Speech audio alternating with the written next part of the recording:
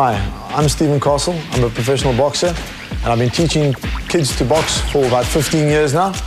Today I'm going to show you a little bit about the sport and the do's and don'ts and how to.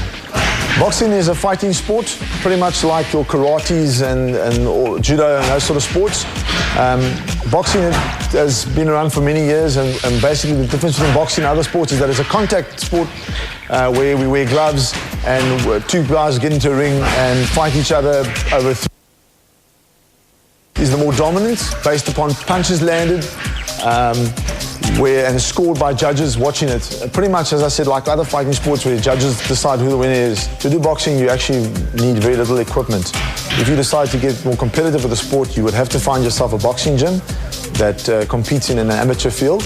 But just to learn boxing and train boxing, you pretty much need very little. Boxing gloves, a bag, and a skipping rope will get you conditioned and ready to box. Obviously, a coach that knows how to teach the boxing would help you, but there's lots of information on boxing. You can find it on the internet, even find it in books. So to do the sport, you actually need very little. Boxing is a very safe sport when done in a correct and controlled environment. Boxing actually has recorded less injuries than rugby, cricket, and a lot of other sports due to the safety features that are put in place. In boxing, in tournament boxing and competitive boxing, boxers are required to wear headgear, mouthpieces, and the rules are very, very strict in terms of injuries that could be obtained, and obviously the refereeing is very strict. All the gear that boxers wear is designed to protect and look after the boxer, thus increasing the safety aspect of the sport. From headgear to protect the headshots and jaws, from mouth guards for teeth, to groin protectors for low blows, and the gloves that are 10-ounce gloves to protect also the noses and face. Over and above that, the rules of the game are very strict. That any boxer that feels dominant or out of contest, the referees will stop the fight and look after it. There's no disgrace to losing in boxing, where you rather learn and come back next week and try again. So boxing itself is a very safe sport, and as I said, the rules are there to govern and make sure that the guys are protected at all times, so no one's in danger of being hurt. Remember, boxing is only as safe as how you use it, and what I mean by that is don't go and try this at home in your back garden. Do it in a controlled environment with the right people around you that can supervise and make sure that everything is right and safe. The rules of boxing are very simple. A fight consists of 3 rounds, 2 minutes a round, 1 minute intervals. The winner of a round would be the boxer with the most landed punches. That's decided by judges that sit around the ring and note the number of clean landed punches.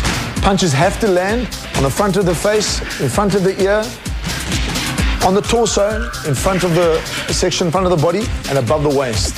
So in terms of protection for the boxer, everything's pretty much kept in the front and clean.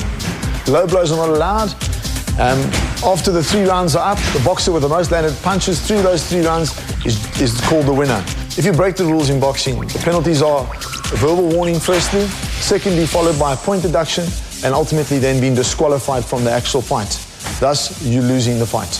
You can start boxing from a very early age. Some boxers have started as young as 4 or 5 years old. My recommendation is most guys only start boxing from the ages of 6. When you decide to box, it's really up to you, and most importantly, your parents to make that decision for you. Boxing teaches you how to fend for yourself. It also teaches you self-discipline, self-motivation. It's not like other sports where you have a team around you. This is an individual sport where it's up to you to make the achievements and for you to achieve your goals. Amateur boxers train from as little as twice a week to as much as 3-4 times a week. Normally training lasts about an hour, and normally it's after school hours. Most clubs run in the evenings. Professional boxers, on the other hand, train 3 to 4 hours a day, every day of the week, some taking Sundays off. That's what is expected of you, to be successful and to be a boxer of note. That is what is expected of you if you want to be successful at boxing. A typical boxing routine would involve skipping to warm up, bag work such as punching heavy bags, speed bags, ground to floors, as well as sparring with an opponent to learn the art of the game.